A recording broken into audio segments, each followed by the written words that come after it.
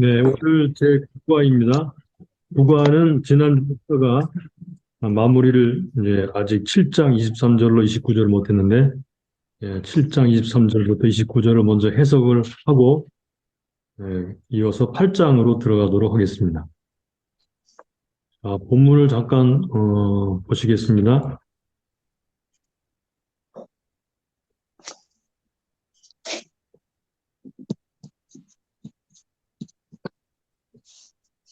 자, 23절부터 29절까지의 중요한 두 개의 핵심 단어가 있는데 그 핵심 단어를 중심으로 다시 한번 살펴본 다음에 본문을 해석해 들어가도록 하겠습니다.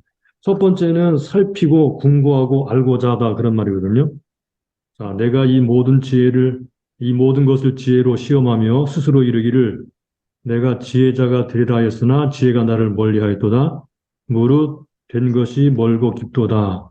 누가 능히 통달하랴. 내가 돌이켜 전심으로 지혜와 명철을 거기 살피고 공부하여 악한 것이 어리석은 것이 미친 것인 줄을 거기 알고자 하였더니 다 비슷한 말이죠. 내가 깨달은즉 요거 깨달았다는 말이 나옵니다. 깨달은즉 마음이 올무와 금을 갖고 손이 포승 같은 여인은 사망보다 독한 자라. 하나님을 기뻐하는 자는 저를 피하려니와 죄인은 저에게 잡히리로다. 전도자가 가로되 내가 낱낱이 살펴 여기 살피다 또 나오죠. 살펴 그 이치를 궁구하여 그것을 깨달았도다 그랬습니다. 내 마음에 찾아도 아직 얻지 못한 것이 이것이라 일천 남자 중에서 하나를 얻었거니와 일천 여인 중에선 하나도 얻지 못하였느니라. 여기 나의 깨달은 것이 이것이라. 곧 하나님이 사람을 정직하게 지으셨으나 사람은 많은 꾀를 낸 것입니다. 예, 그렇습니다.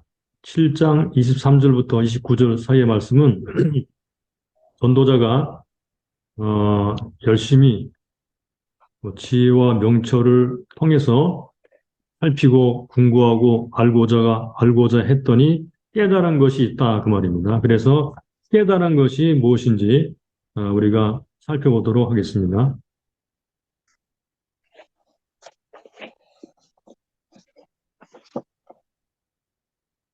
자, 교재로 들어가서 1번.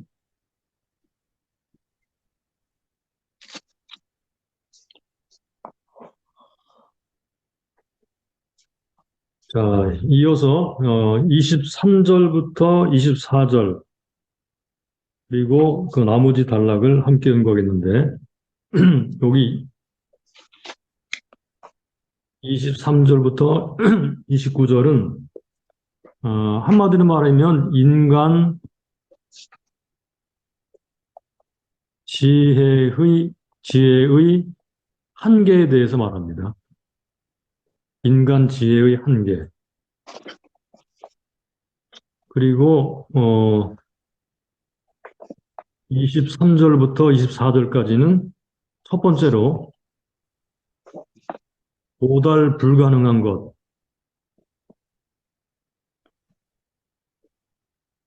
도달 불가능한 것이 무엇인지를 말하고 있는데 먼저 일단 23절부터 24절까지를 살펴보겠습니다.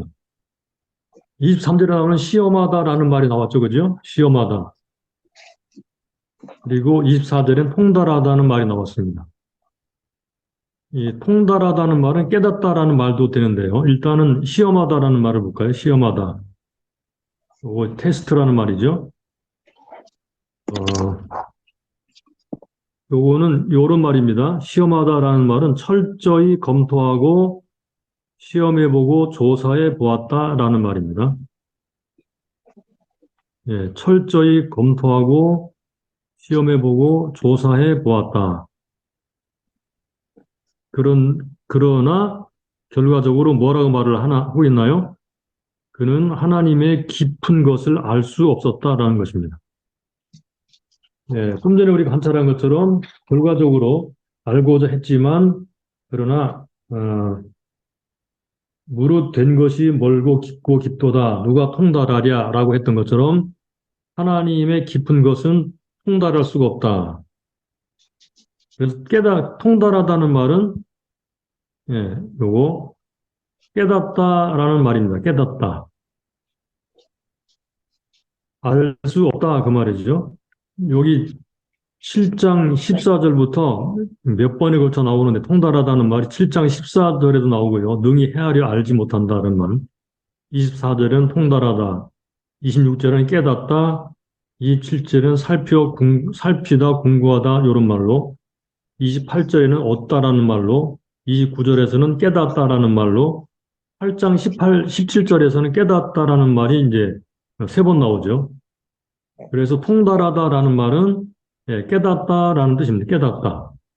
여러 번 나옵니다. 24, 26, 27, 28, 29, 8장 17절 이렇게.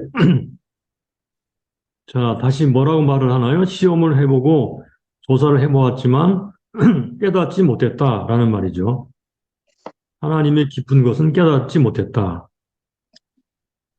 그래서 24절을 보겠습니다.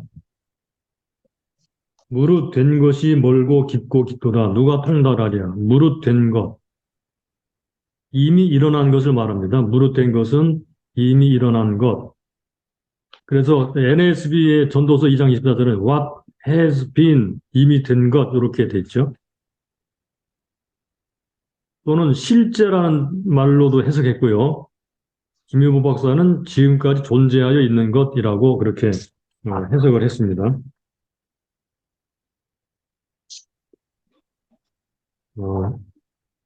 그래서 무릇 된 것은 깊도다라고 함으로써 깊도다. 요거는 도달할 수 없다라는 뜻이 도달할 수 없다. 깨달을 수 없다. 예, 도달할 수 없다. 깨달을 수 없다. 이미 일어난 것, 지금까지 존재하여 있는 것, 아무리 생각을 해보아도 연구를 해보아도 깨달을 수가 없다. 그래서 전도자는 절망을 하고 있죠. 자, 그 절망이 무엇인가 하면 다시 말하면 궁극적인 지혜에는 도달할 수가 없다. 예, 요게 전도자의 절망입니다. 전도자는 이렇게 아무리 연구하고 살펴보아도 궁극적인 지혜는 도달할 수가 없다. 그래서 지혜는 4번에 사람들은 세상의 실제와 이치를 알려고 인간이 가진 이성을 총동원합니다. 그런데 23절, 24절을 통해서 발견한 하나님의 진리는 인간 지혜에는 한계가 있다. 이것입니다. 예, 인간 지혜에는 한계가 있다.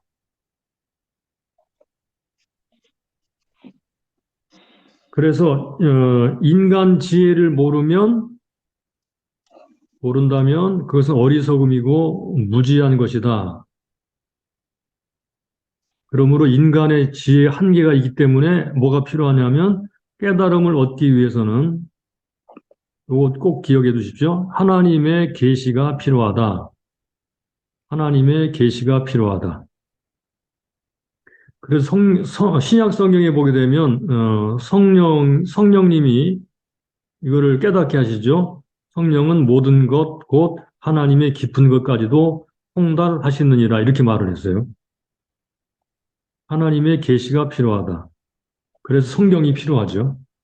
이게 이제 전도자가 깨닫게 된 것입니다. 그 다음에 두 번째 들어와서 두 번째 25절로 29절에서 말하고자 하는 것은 바로 인간의 죄성입니다. 죄성. 두 번째 깨달은 것은 인간의 죄성. 첫 번째 깨달은 것은 인간의 지혜는 한계가 있으므로 하나님의 계시가 필요하다라는 것을 알게 해주었고, 두 번째는 인간은 죄인이다라는 사실입니다. 인간은 죄인이다. 자, 전도자가 악한 것, 어리석은 것, 미친 것이라고 발견한 세 가지가 있어요. 하나는 죽음보다 더 지독한 것. 또 한 가지는 인간이 지혜 없음. 또 하나는 인간의 죄성이에요. 자, 그러면 이 3번으로 넘어가서요. 3번으로 넘어가서 25절에 나오는 탐구를 나타내는 동사들이 나오거든요. 25절에 살피고 궁구하고 알고자 하였다. 이미 우리가 다 본 건데요. 그냥 간단히 넘어가겠습니다. 역시 여기 그 NASB to know, to investigate, to seek라는 말로 되어 있는데 NISB는 to understand, investigate, search out 이런 말로 되어 있어요. 그리고 understand, 깨달았다는 말을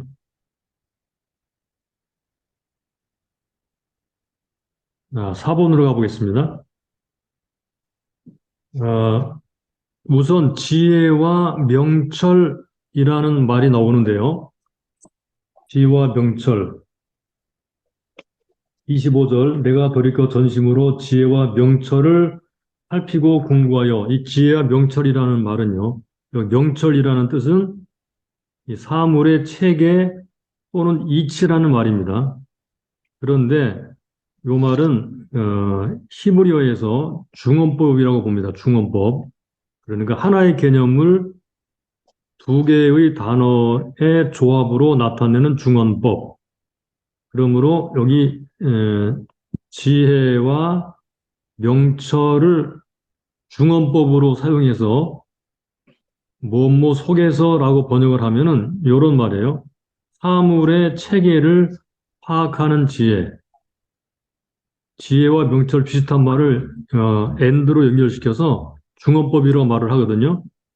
그러니까 두 개는 서로 비슷한 말이죠. 중복해서 사용함으로써 여기 예를 들어서 창세기 3장 16절에 고통과 잉태함이라는 말은 잉태하는 고통 이런 뜻인 것처럼 명철 속의 지혜 뭐 이렇게 말을 한다면 이 말이에요.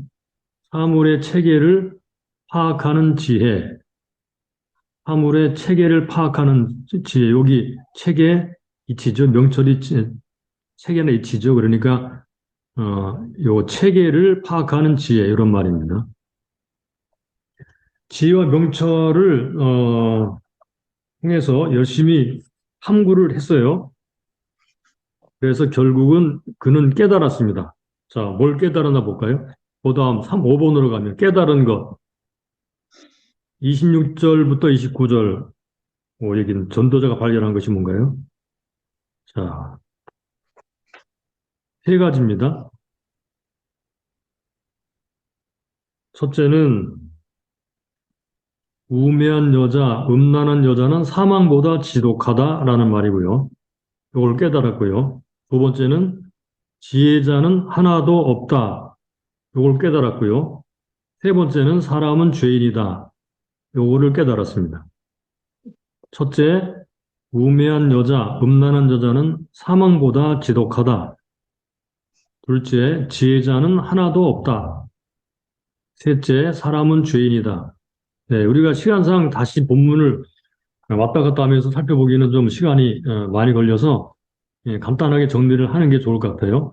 26절부터 29절까지는 바로 요거를 말하고 있습니다. 요 세 가지.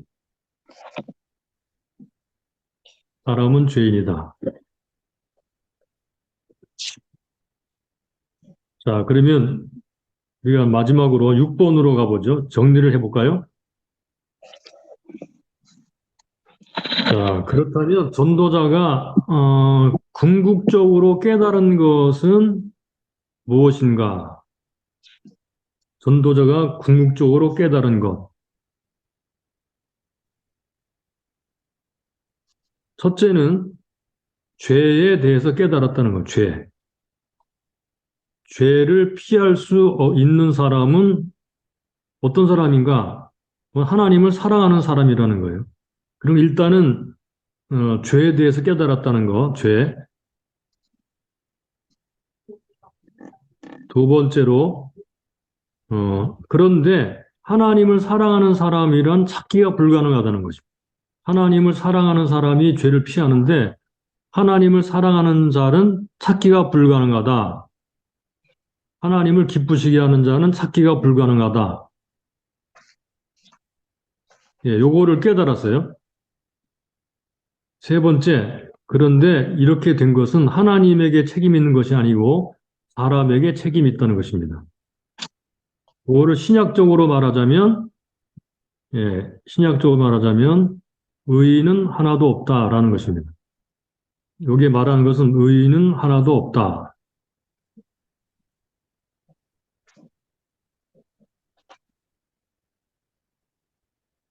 어, 자, 마지막 결론적으로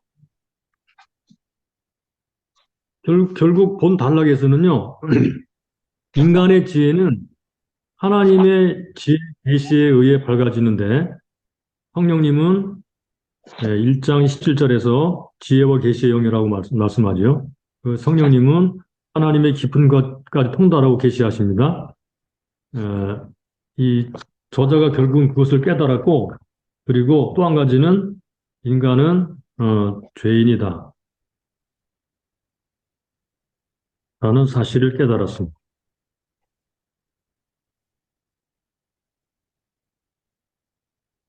네, 이렇게 정리를 하고요. 자, 넘어가도록 하겠습니다. 9번으로 가보도록 하겠습니다. 9번. 이제 8장을 관찰해야 되겠죠?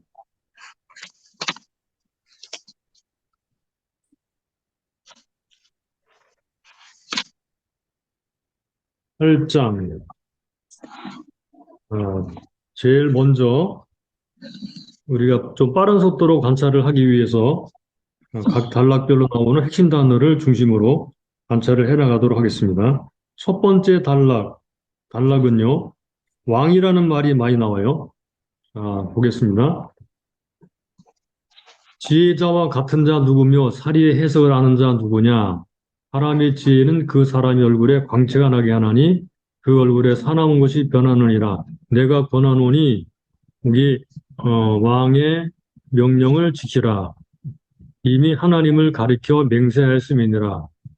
3절 왕 앞에서 물러가라. 급거이 말며 악한 것을 일삼지 말라. 왕은 그 하고자 하는 것을 다 행함이니라. 왕의 말은 본능이 있나니 누가 이르기를 왕께서 무엇을 하시나이까 할 수 있으랴. 무릇 명령을 지키는 자는 화를 모르리라. 지혜자의 마음은 시기와 판단을 분별하나니. 이렇게 요 4절까지는 왕이라는 말이 많이 나오죠. 왕의 권위를 인정하라 그런 말입니다. 그 다음에 5절부터 보게 되면 시기와 판단이라는 말이 두 번에 걸쳐 나오는데 중요한 말이죠. 시기와 판단. 자, 5절을 보겠습니다. 무릇 명령을 지키는 자는 화를 모르리라. 지혜자의 마음은 그 시기와 판단을 분별하나니 물론 무슨 일이든지 여기 시기와 판단이 있으므로 그 사람에게 임하는 화가 심함이니라.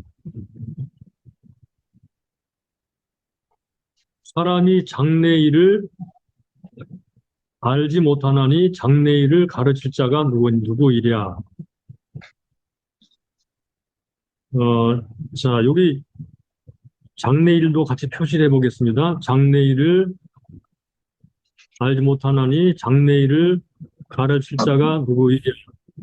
생기를 주장하여 생기로 머무르게 할 사람도 없고, 여기 죽는 날, 여기 시간에 관한 표현이니까 같이 표시합니다. 주장할 자도 없고 전쟁할 때를 모면할 자도 없으며 행악자를 건져낼 수도 없느니라. 이렇게 이 단락에서는 시기와 판단, 때에 대한 이야기가 나오죠. 5절부터 8절까지를 보았습니다. 그 다음에 9절부터를 보게 되면요. 이제 9절부터는요. 이 악이라는 말이 여러 번 등장해요. 악이라는 말을 다시 또 좀 더 앞으로 돌아가서 보겠습니다.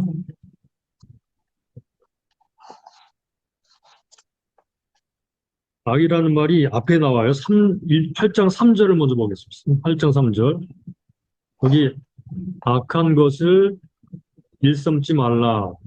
왕 앞에서 악한 것을 일삼지 말라 그랬죠. 5절을 보겠습니다. 무릇 명령을 지키는 자는 여기 화를 모르리라. 이 화가 악이라는 말입니다. 6절도 시여 판단이 있으므로 사람에게 임하는 화가 심함이니라. 그 다음에 8절로 가봅니다. 악이 행악자를 건져낼 수도 없느니라. 그리고 그러면서 이제 9절부터 악에 대한 단어들이 여러 번 등장해요. 9절, 내가 이런 것들을 다 보고 마음을 다하여 해 아래 생하는 모든 살핀즉 사람이 사람을 주장하여 해롭게 하는 때가 있으며, 이것도 다 같은 단어입니다. 내가 본즉 악인은 장사 지낸 바 되어 무덤에 들어갔고 선을 행한 자는 거룩한 곳에서 떠나 성읍 사람이 잊어버린 바 되었으니 이것도 어때도다. 악한 일에 징벌이 속히 실행되지 않으므로 인생들이 악을 행하기에 마음이 담대하도다.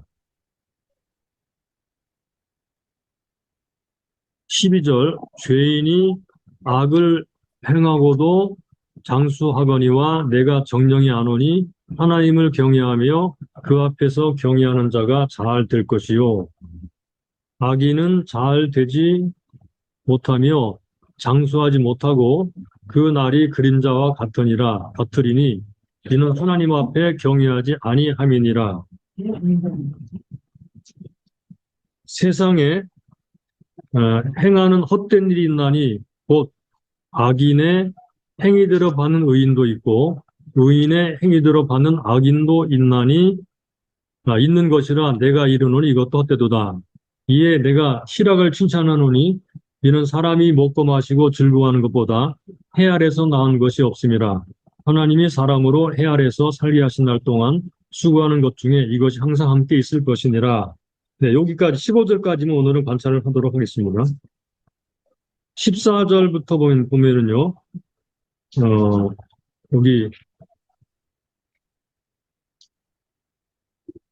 여기 세상에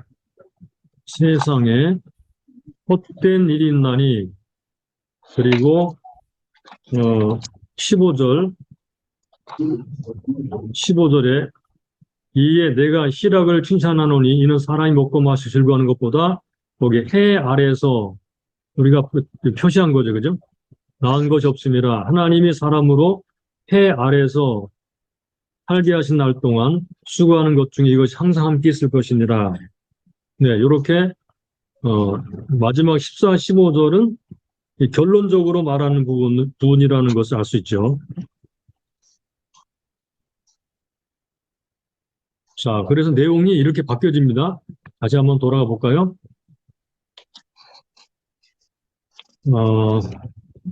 5절 상반절까지는요, 5절 상반절까지 왕에 대한 이야기가 나오죠. 왕, 명령.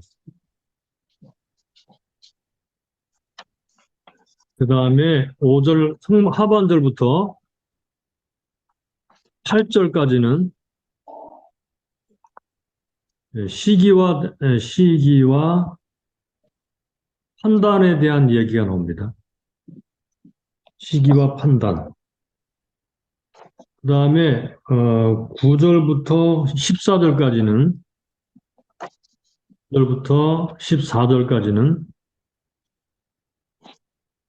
행위에 대한 보상이 나옵니다.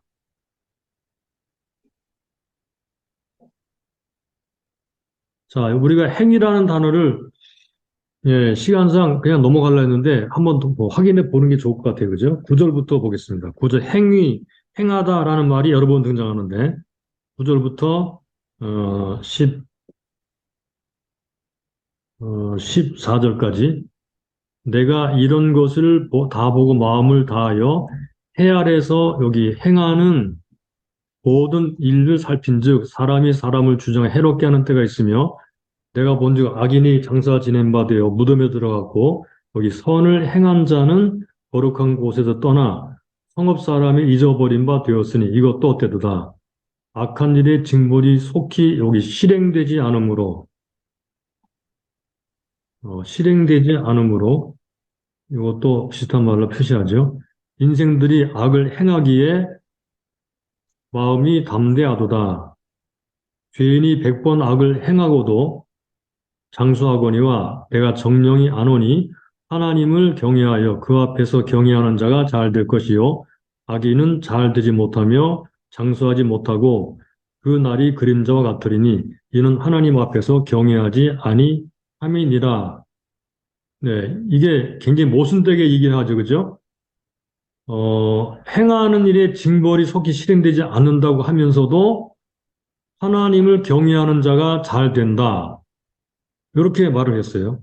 그래서, 그러니까 해 아래서는, 행위대로 다 이루어지지 않는 것 같이 보여도, 그러나 하나님께서는 그 행위에 따라서 보상하신다. 그렇게 표현하고 있는 것을 볼 수 있습니다. 그 다음에 15절은 예, 누림. 우리가 누림이라는 말이 계속 반복된다 그랬죠.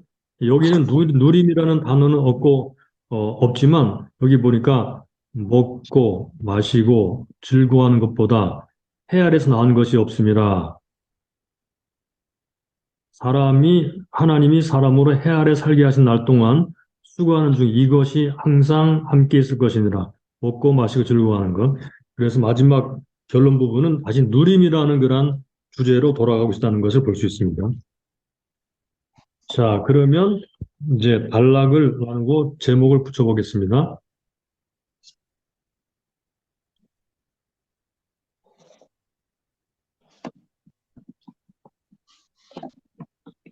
자, 8장 1절부터 15절은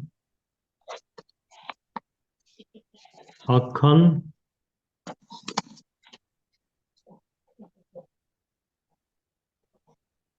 세상에서의 지혜자.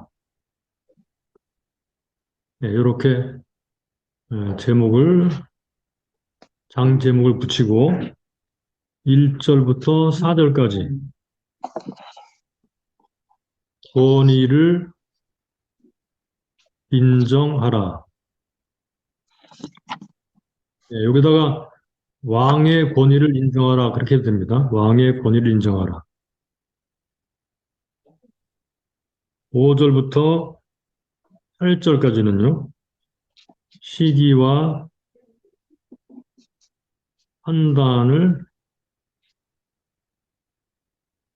분별하라.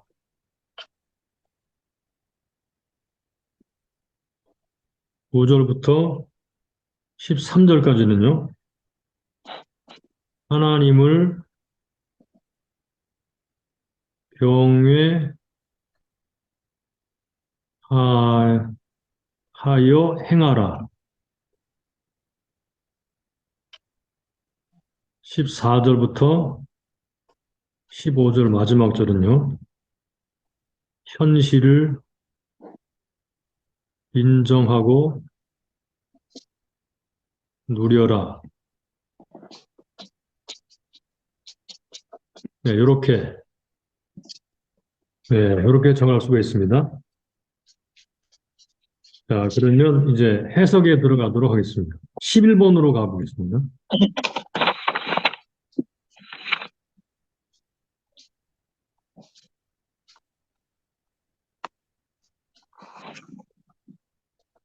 자, 11번. 11번부터 14절까지는,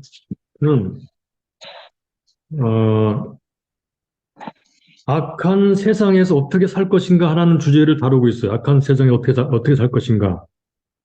그리고 8장 1절은요, 악한 세상에서 어떻게 살 것인가라는 큰 대주제 아래에서 요건 지혜의 첫 번째로 지혜의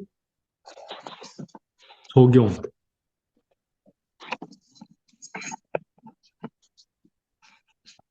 지혜의 적용 원리에 대해서 말을 하고 있습니다. 지혜의 적용 원리. 자, 1번을 볼까요? 여기 지혜와 지혜자와 같은 자, 사리의 해석을 아는 자라는 말이 나오는데 이 둘은 평행을 이룹니다. 평행. 그러니까 사리의 해석을 아는 자 할 때 사리 해석이라는 말이 뭔지를 일단 알아보죠. 여기 사리라는 말은요. 사물의 이치라는 말입니다. 사물의 이치. 사물의 이치. 이걸 좀 더 설명하자면 여기 어떤 현상이나 말 또는 사건 등을 본질적으로 꿰뚫어 보며 다시 설명하는 것 이렇게 표현할 수 있습니다. 사리의 해석을 아는 자, 어떤 현상이나 또는 말, 사건 등을 그 본질적 의미를 꿰뚫어 보며 다시 설명하는 것. 네, 그렇게 이해하고 넘어가면 되겠습니다. 그러면 진정한 지혜자가 누구인가를 가르치려고 하는 거거든요, 지금요.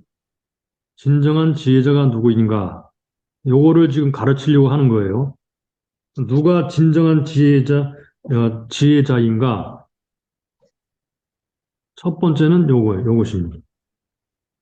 그러니까, 어, 그 현상, 말, 사건 등을 본질적으로 꿰뚫어 보고 다시 설명하는 것, 예, 요게 1번이에요, 사리. 사리를 분별하는 자, 해석하는 자. 네.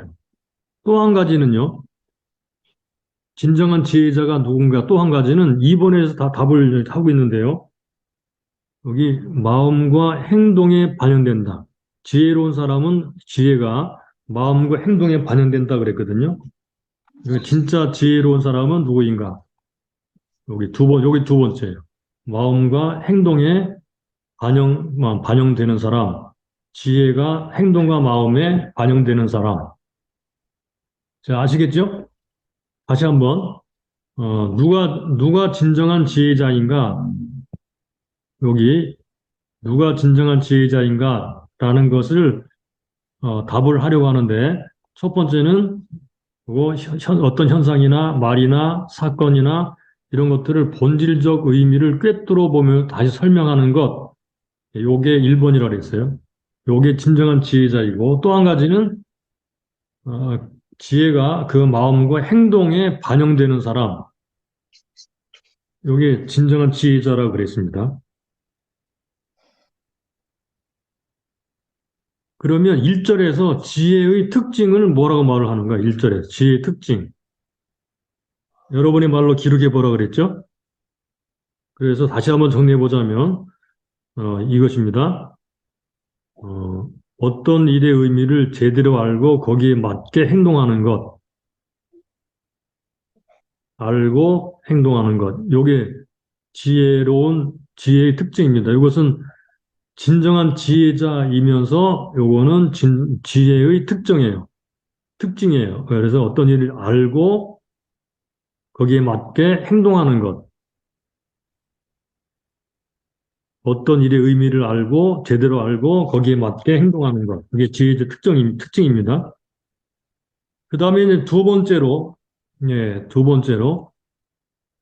어, 2절부터 15절까지인데요.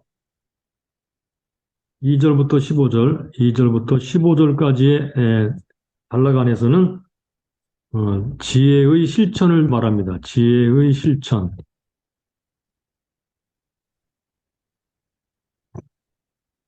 그러면 첫 번째는 2절로 4절까지는 뭘 말하는가? 권위를 인정하라는 거죠. 권위를 인정하라. 그러니까 정부라든가 직장 이런 등등에 적용한다면 옛날에는 왕이라고 말을 했는데 지금 현재 적용하다면 그것은 권위를 인정하라라는 말입니다. 권위 앞에 겸손하고 예의를 갖추어 행동하라. 성경에는 말씀 관계라고 불려질 수 있는 것이 있습니다. 말씀 관계.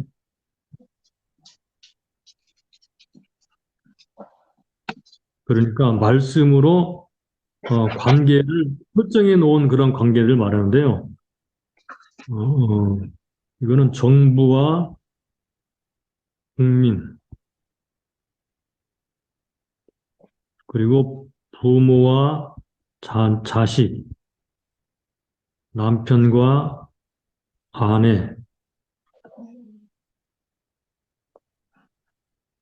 예, 이런 게 말씀에 설정해 놓은 그런 관계죠. 그 다음에 하나 더 말하자면 교회 안에서 목사와 성도 이런 게 이런 관계 안에 이런 관계는 이 앞에 있는 그런 사람들은 다 일종의 질서적인 면에서 권위가 있습니다. 이 권위를 인정하라. 예, 그런 말이죠. 그런 그 교훈을 하고 있고요. 그 다음에 5절부터 8절까지는 5절 8절까지 어, 때와 때와 경우를 분별하라는 것입니다. 첫째는 요거 권위를 인정하라는 것이고요. 두 번째는 때와 경우를 분별하는 삶을 살라.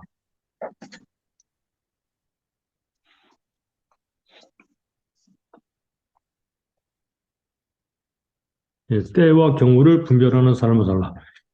여기 나오는 단어가 바로 시기와 판단이라는 단어인데, 시기와 판단. 이 말이 어떤 의미를 가지고 있는지를 잠깐 보겠습니다. 예, 여기서 뭐 이제 역번도 나오고 막 그러는데요. 이것은 그냥 지나가고 설명으로만 덧붙이겠습니다. 이 판단이라는 말은요, 미슈파트라는 말인데, 이거는 그 재판을 의미하는 말입니다. 재판.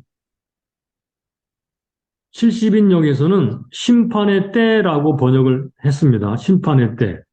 이튼이라는 학자는 때와 절차라고 번역을 했고요. 랍비들의 주석에도 정당한 일의 절차라고 번역을 했다고 합니다. 그래서 이 말이 가지고 있는 그 의미를 좀 풀어서 말을 하자면 마지막 때의 심판을 염두에 두면서 현재 자신에게 주어진 모든 일을 절차에 맞게 잘 진행하는 것. 네, 요거 시기와 판단이라는 말.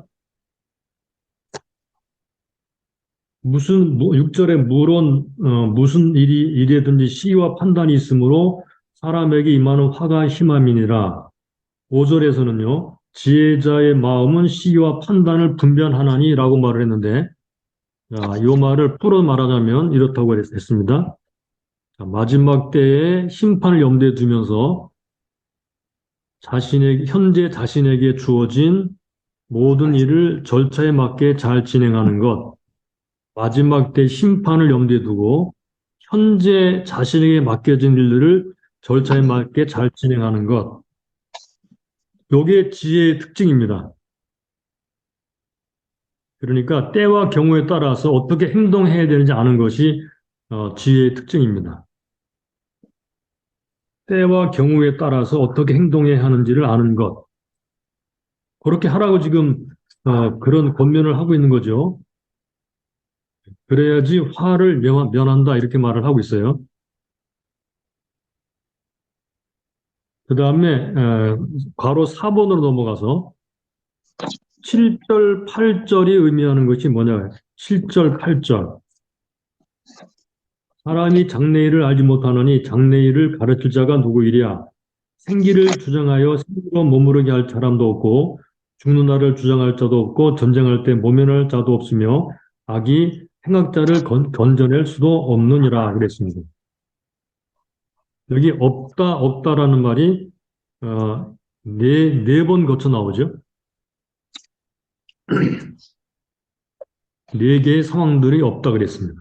어떤 권위를 가진 사람이라도 네 개의 상황들을 언급하면서 한계가 있다는 사실을 알려주고 있어요. 그러니까 어떻다는 말이죠? 예, 결국 장래에 일어날 일들은 사람의 손에 달려 있는 것이 아니고 하나님의 손에 달려 있다는 것입니다. 여기 없다 네 번 걸쳐 말을 하는데 할 수 없다는 거죠. 그러니까 사람은 이렇게 어떤 권위를 가진 사람이라 하더라도 한계가 있기 때문에 장래일은 하나님의 손에 달려 있다. 그러므로 인간 능력의 한계를 인정하여라. 계명을 지키며 때를 분별하고 살아가는 것이 진짜 지혜다라고 말합니다. 자, 그러면 정리를 해보겠습니다. 1절로 4절, 그 다음에 5절로 18절, 이 두 개의 명제로 기록한다면, 첫째, 원의를 인정하고 살아야 화를 면할 수 있다. 이렇게 말을 하는 것이고요. 두 번째, 심판의 때가 있다는 것을 알고 살아야 화를 면할 수가 있다. 두 가지 말하죠. 화를 면할 수가 있다. 화를 면할 수가 있다. 그랬는데, 첫째는 권위를 인정하여라 라는 것이고, 또 한 가지는 심판의 때가 있다는 것을 인정하여라. 그것을 알아라 라고 말을 하는 것입니다. 자, 그 다음에 15번으로 넘어가겠습니다.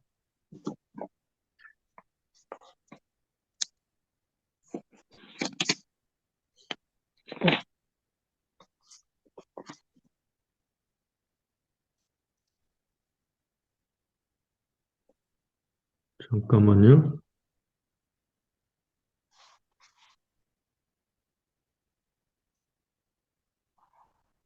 음, 뭐가 하나 빠졌는가 본데.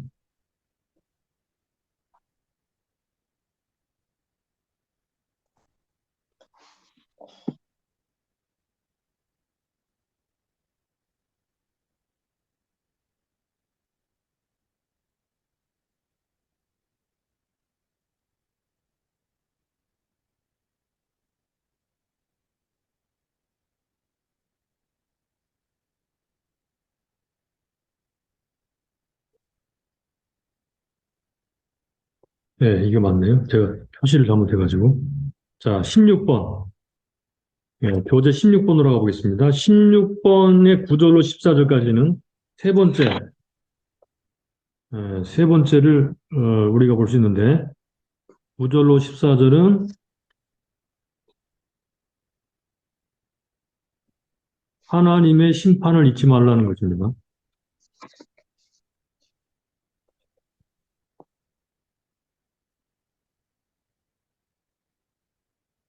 하나님의 심판을 잊지 말라. 어, 자, 간단하게 아래의 기록한 사람들의 악행을 보는 관점을 기록해 보라 그랬죠. 그리고 나서 9절로 14절의 메시지를 한 문장으로 기록해 보라 그랬습니다. 자, 악을 행하는 사람들, 당사자, 그 악을 행하는 당사자들은 어떤 관점으로 악을 볼까?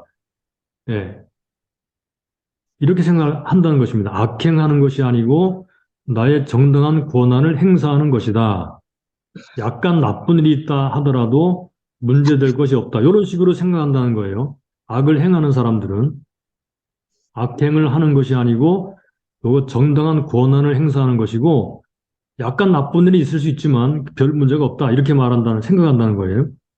두 번째로 악을 당하는 사람의 관점으로 보면 자기들은 힘이 없어서 악행을 당한다. 힘이 없다라고 생각하고 그리고 하나님이 계시다면 왜 악행하는 자들을 벌주지 않을까? 이렇게 생각한다는 거예요.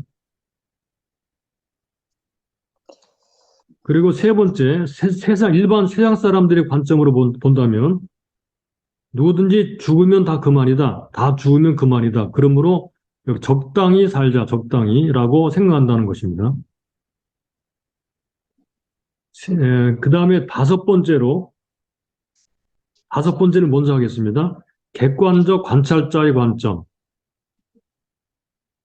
세상에서 그들이 행한 대로 받는 것은 아니다. 이 전도자가 이렇게 말을 하죠. 세상에서는 그들이 행한 대로 그대로 받지는 않는다는 거예요. 악인의 행위대로 받는 의인도 있고, 악인처럼 받는 의인도 있고, 의인처럼 받는 악인도 있다. 그러므로 모든 것이 헛되다라고 말을 하는 거예요. 요게 전도자의 관점입니다. 그렇다면 지혜자는 어떻게 생각을 해야 되는가? 지혜자 또는 하나님을 경외하는 사람들의 관점. 이렇게 생각을 해야 된다는 거예요. 하나님을 경외하여 그 앞에 경외하는 자가 잘 되고 장수한다. 거기 악인들은 그날이 그림자와 같은 것뿐이다. 하나님은 반드시 그들을 심판하신다. 이렇게 생각하는 것이 이게 성경적 관점입니다.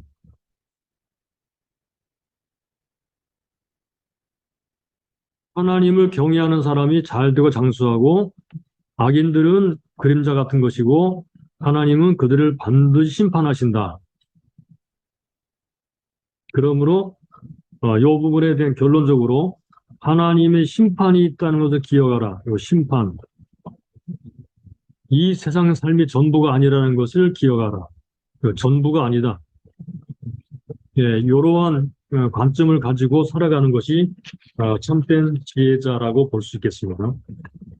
자, 마지막 결론. 전도자는 이러한 세상의 문제들을 해결하려고 하지 않습니다. 그렇죠. 해결하려고 하고 있지 않죠. 15절에서 전도자가 내놓은 소위 해결책이라고 볼 수 있는 부분이 뭐냐 그런 말이에요. 어떤 태도로 그리스도인들은 살아가야 되는가? 어떤 태도로 살아가야 되는가?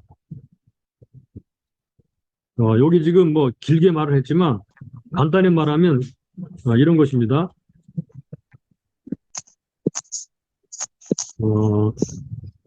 결론.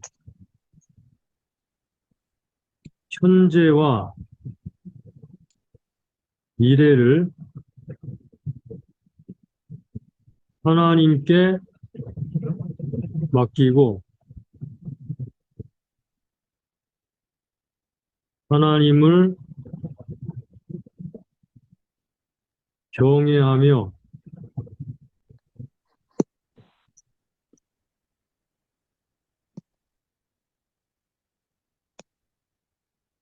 누리고 살아라.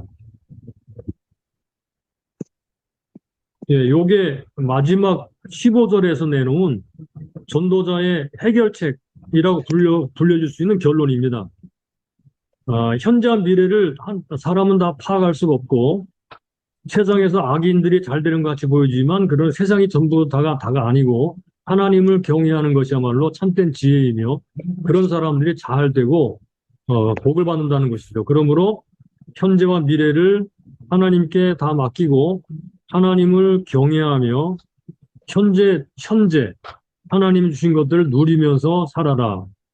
예, 이게 전도자의 마지막 결론적인